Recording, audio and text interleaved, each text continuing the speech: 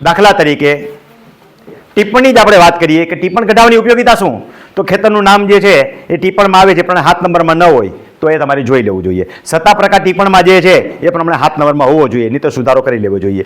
ખેતરનું બાપ દાદાનો survey number ઉકલતો નથી છેલ્લી નોંધમાં, અથવા તો છે જ નહીં. જોજો, પ્રમોલ્ગેશનની પ્રથમ નોંધમાં કેટલીક જગ્યાએ ખાલી સર્વે નંબર હોય તો ખેતરના નામ ન હોય, કેટલીક જગ્યાએ ખાલી ખેતરના નામ હોય, સર્વે નંબર જ ન હોય. તો તમારો સર્વે નંબર કયો એની લિંક ખેડૂત ખાતેદારમાં મળશે નહીં, તો તમારે ટિપ્પણ કઢાવવું પડશે. ટિપ્પણનો જે સર્વે નંબર છે એ આગલી નોંધોમાં હશે પણ પ્રમોલ્ગેશનની પ્રથમ નોંધમાં નહીં હોય. કેટલાય આખા ગામના બતાવું, આખા ગામના ન હોય, તો એ તમને લિંક મળે ત્યાંથી કે આ ખેતરનું નામ, જો અહીં જોઈ લે ખેતરનું નામ, આ એનો સર્વે નંબર, માટે આ મારી પ્રથમ નોંધ છે.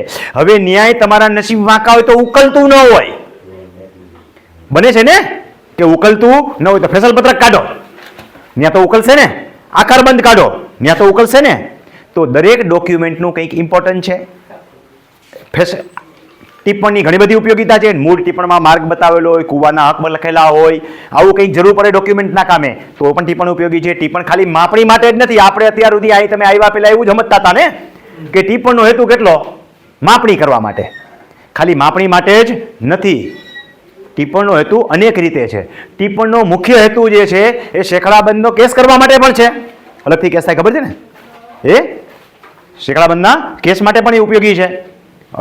ઘણા બધા રેવન્યુના જાણકારને ખબર જ નથી કે આ કેસ પહેલાં ચલાવવો જોઈએ. ક્ષેત્રફળનો જ્યારે વિસંગતતા હોય તો શેકડાબારાનો કેસ ચલાવવો જોઈએ. શેકડાબારાનો કેસ નામે ગણાય, મેજોરિટી 50% રેવન્યુ એડવોકેટે શેકડાબારાના કેસનું નામ જ નથી આવ્યું. તો શેકડાબારાનો કેસ કઢાવીને પહેલાં હરખું કરાય, ટિપ્પણ બેહાડાય, શંકુ બેહાડાય, પછી કરાય.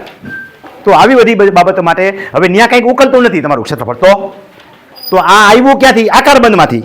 ટિપ્પણમાં જે છે એનો આકાર નક્કી થયેલો હોય તો આકારબંધ કઢાવો, આકારબંધમાં નીકળશે. આકારબંધ વખતે હજી બીજા કેટલાક કેસના કામે કામ આવશે. આકારબંધ આ એક જ કામ માટે નહીં, હવે આકારબંધ બીજા કામ માટે. દાખલા તરીકે મૂળ માર્ગ, મૂળ ખરાબો છે કે સરકારી ખરાબો છે, એમાં બી છે કે એ વર્ગનો છે, એ સ્પષ્ટ થતું નથી. તો એમાંથી સ્પષ્ટ થશે કે એમાં જાહેર માર્ગ દેખાડ્યો હોય છે તો બી વર્ગનો છે, નકર એ વર્ગનો છે. એ વર્ગનો છે તો મૂળમાંથી ભળી શકશે, બી વર્ગનો છે તો શીર્ષાસન કરવું પડશે. ઘણા એવું સમજે છે કે બી વર્ગ એ વર્ગમાં કન્વર્ટ ન થાય. થાય જ એમ નથી કહેતો, થાય. તો આ બધી બાબતો માટે આ ધોરા આવવા જોઈએ, ત્યારે થાય, નકર થાય નહીં. બી વર્ગ થાય જ નહીં એવું નથી. બી વર્ગના ખરાબાને પણ એ વર્ગમાં કરી શકાય. એ વર્ગનો ખરાબો એટલે હું પોત ખરાબો છે. એ વર્ગના ખરાબાને, પોત ખરાબાને જરાય તનમાં હાથે આ ભાઈ કરે એવો ખોડીદાસ જઈને થાય. એવી જ રીતે બી વર્ગનો ખરાબો હોય તો એ જુદો છે. બી વર્ગના ખરાબાના અન્ય હાથી છોડવાના હક આપેલા હોય, ત્યાંથી કોઈને હલણનો હક આપેલો હોય, ખડાનો હક આપેલો હોય તો બી વર્ગનો ખરાબો નામે થશે નહીં. તોય થાય. રમણીકભાઈ પાસે આવો તો થોડોક એનો ઉકેલ છે. બી વર્ગના ખરાબાને પહેલા ફેન્સિંગ મારી દો. શું કરો? ફેન્સિંગ મારી દો. મારે છે જોઈ દિવાલ મારી દીધી આખી પેલા દિવાલ મારી દો.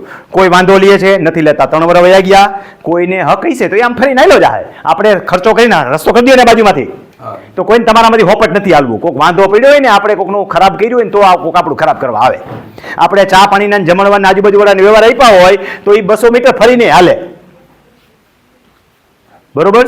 હવે તમે તમારામાં આવી ગઈ જમીન, હવે એનો કેસ ચલાવો શેકડાવાળામાં જઈને કે ભાઈ આ બી વર્ગનો ખરાબો જે છે એ બાપ દાદા વખતે જ્યારે પઠ્ઠા, પૈયા, ખડા અને ગાડા છોડવાનો હક હતો એ વર્ષો થયા કોઈ વાપરતા નથી. આમાં અન્ય કોઈ વ્યક્તિને વાંધો પણ નથી. 2 જણાના નિવેદન લઈ લેવાના, કેસ મૂકવાનો, રોજકામ થાય, આવે બી વર્ગમાંથી એ વર્ગમાં ફેરવો, પછી એ વર્ગમાંથી મૂળમાં ફેરવી નાખો.